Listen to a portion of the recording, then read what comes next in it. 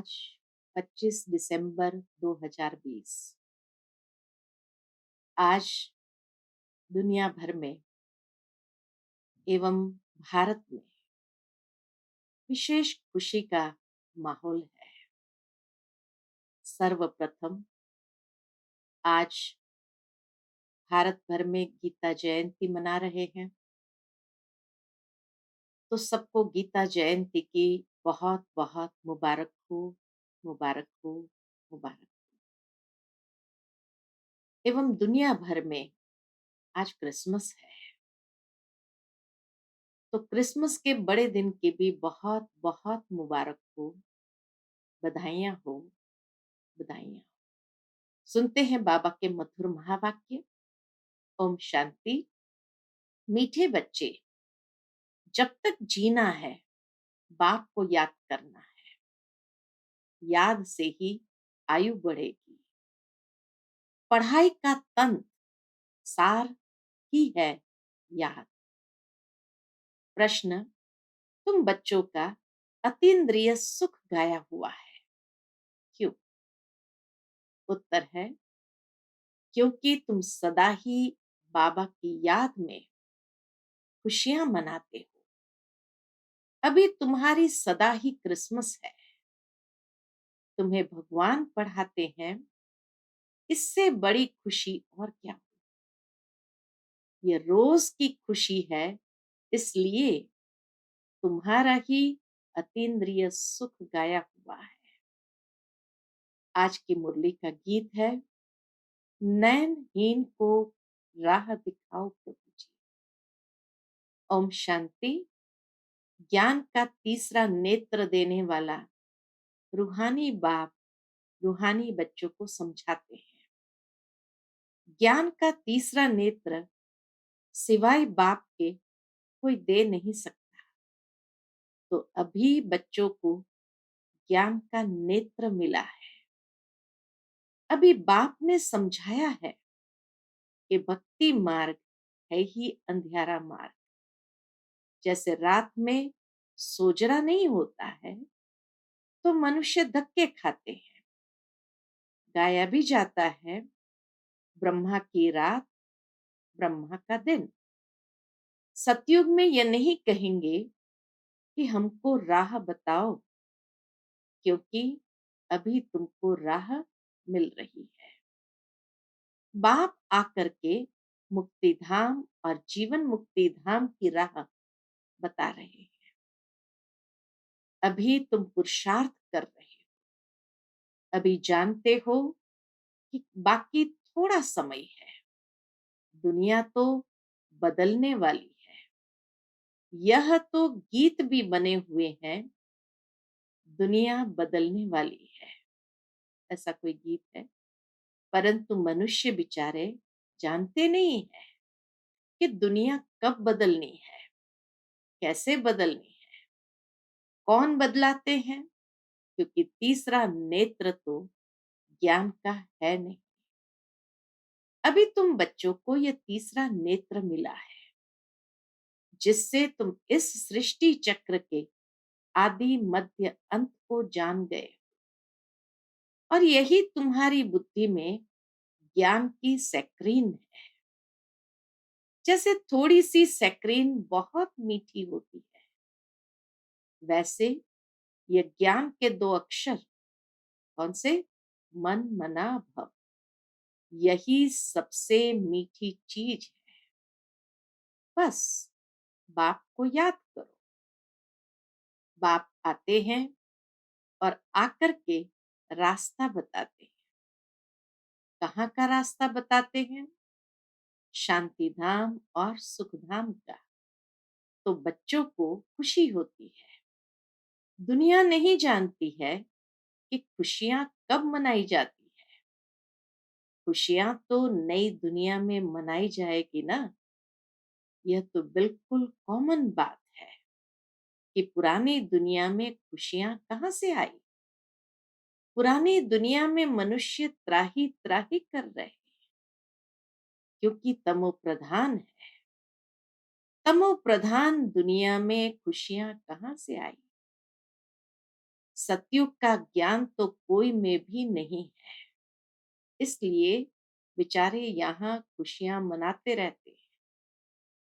देखो, क्रिसमस की खुशियां भी कितनी मनाते हैं। बाबा तो कहते हैं कि अगर खुशियों की बात पूछनी हो तो किससे पूछे?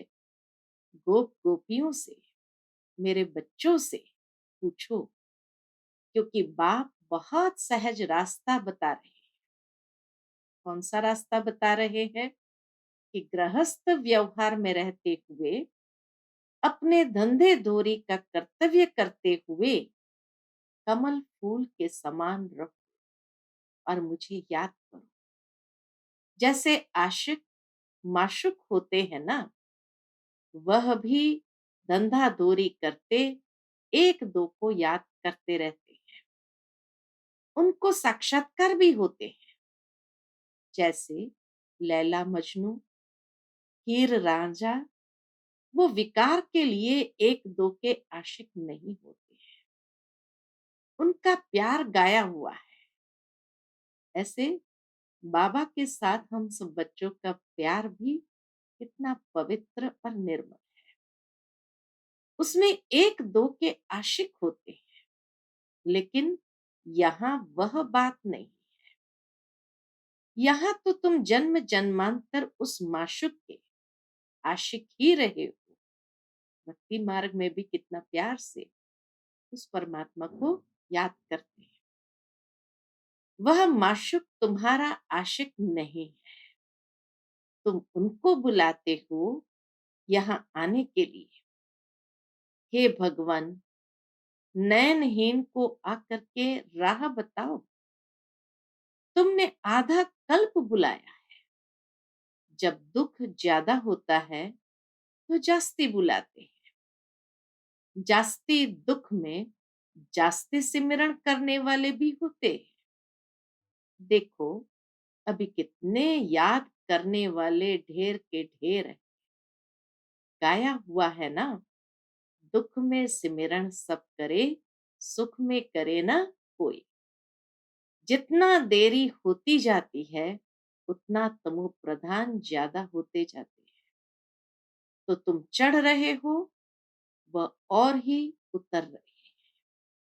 क्योंकि जब तक विनाश हो, तब तक तमो प्रधानता वृद्धि को पाती रहती है। दिन प्रतिदिन माया भी तमो प्रधान वृद्धि को पाती जाती है। इस समय बाप भी सर्वशक्तिमान है, तो माया भी फिर सर्वशक्तिमान इस समय में है। वह भी जबरदस्त है।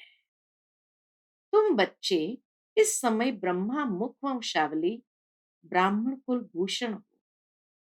तुम्हारा है सर्वोत्तम कुल। इसको कहा जाता है ऊंचते ऊंच कुल। इस समय तुम्हारा यह जीवन अमूल्य है, इसलिए इस जीवन की, शरीर की संभाल भी करनी चाहिए। क्योंकि 5 विकारों के कारण शरीर की भी आयु तो कमती होती जाती है ना। तो बाबा कहते हैं, इस समय 5 विकारों को छोड़कर योग में रहो तो आयु बढ़ती रहेगी। आयु बढ़ते बढ़ते भविष्य में तुम्हारी आयु 150 वर्ष की हो जाएगी। अभी नहीं, इसलिए बाप कहते हैं इस शरीर की भी बहुत संभाल रखनी चाहिए। नहीं तो कहते हैं ये शरीर काम का नहीं है, मिट्टी का पुतला है। अभी तुम बच्चों को समझ मिलती है कि जब तक जीना है, बाप को याद करना है। आत्मा बाबा को याद करती है। क्यों? वर्षे के लिए। बाप कहते हैं तुम अपने को आत्मा समझकर बाप को याद करो और दैवी गुण धारण करो, तो तुम फिर ऐसे बन जाएंगे। तो बच्चों को पढ़ाई अच्छी तरह पढ़नी चाहिए। पढ़ाई में सुस्ती आदि नहीं करनी चाहिए, नहीं तो नापास हो जाएंगे, बहुत कम पद पाएंगे। पढ़ाई में भी मुख्य बात यह है, जिसको तंत्र कहा जाता है। क्या है मुख्य तंत्र? कि बाप को याद करो। जब प्रदर्शनी में या सेंटर पर कोई भी आते हैं, तो उनको पहले पहले यह समझाओ कि बाबा को याद करो, क्योंकि वह ऊंचते ऊंच है।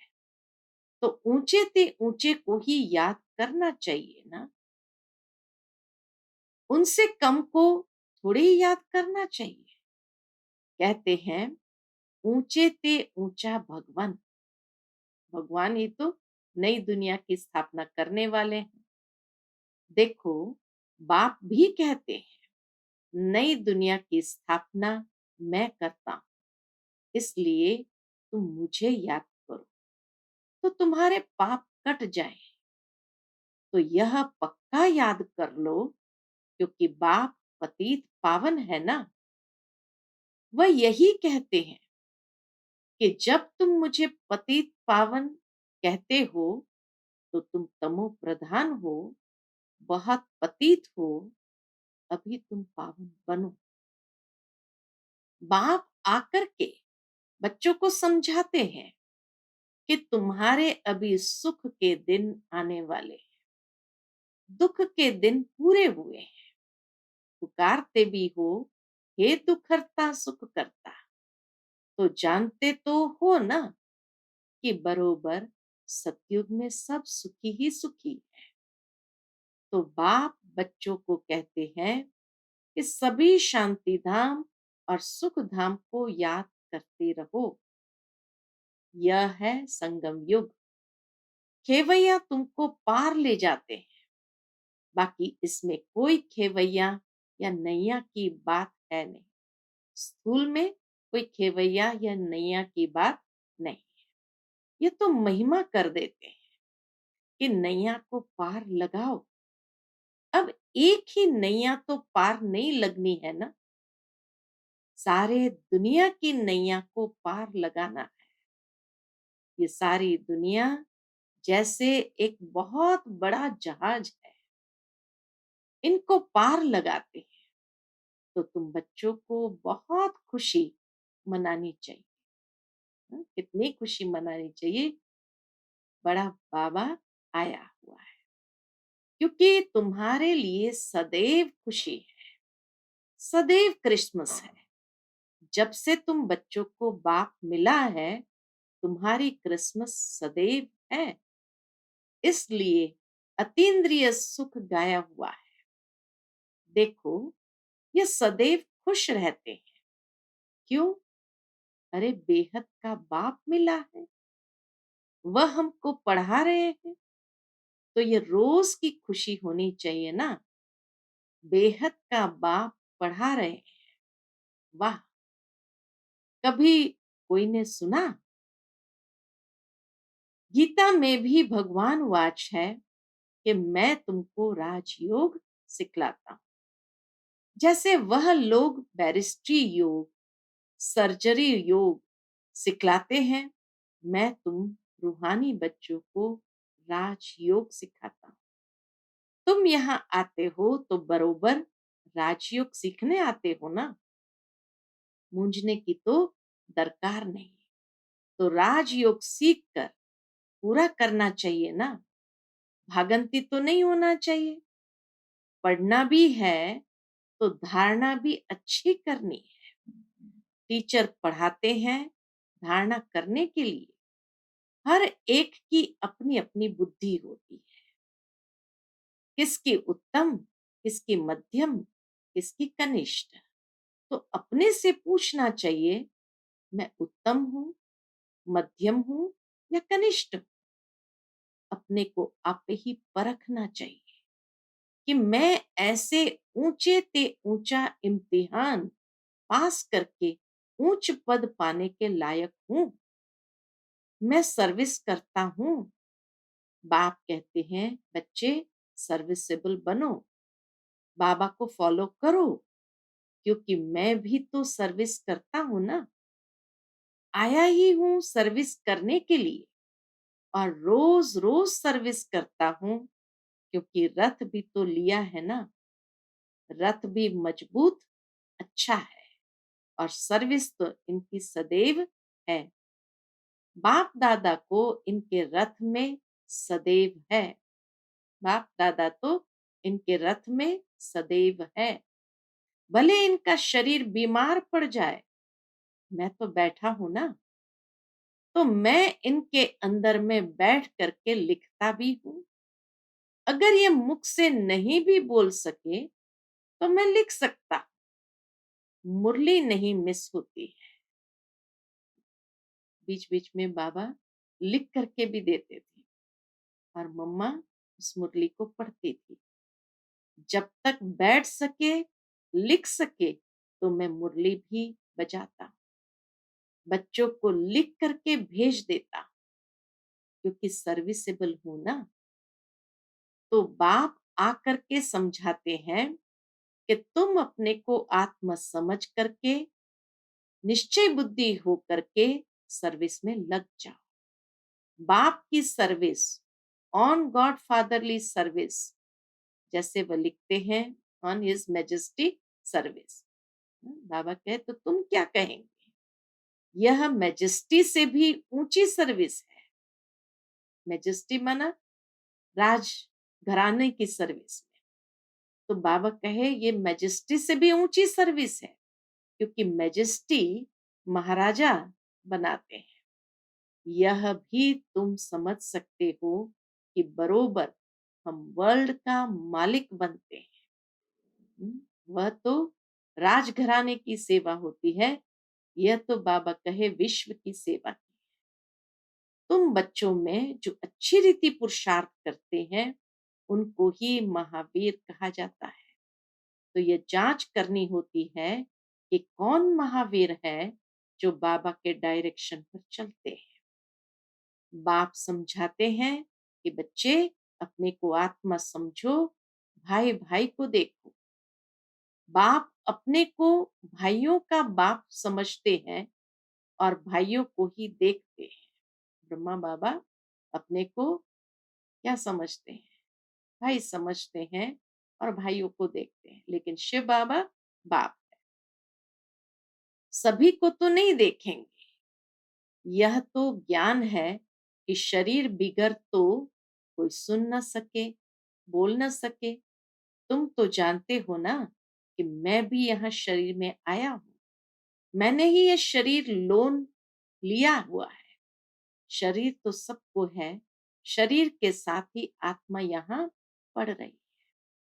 तो अभी आत्माओं को समझना चाहिए कि बाबा हमको पढ़ा रहे हैं।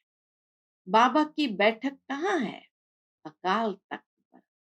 बाबा ने समझाया है कि हर एक आत्मा अकाल मूरत है।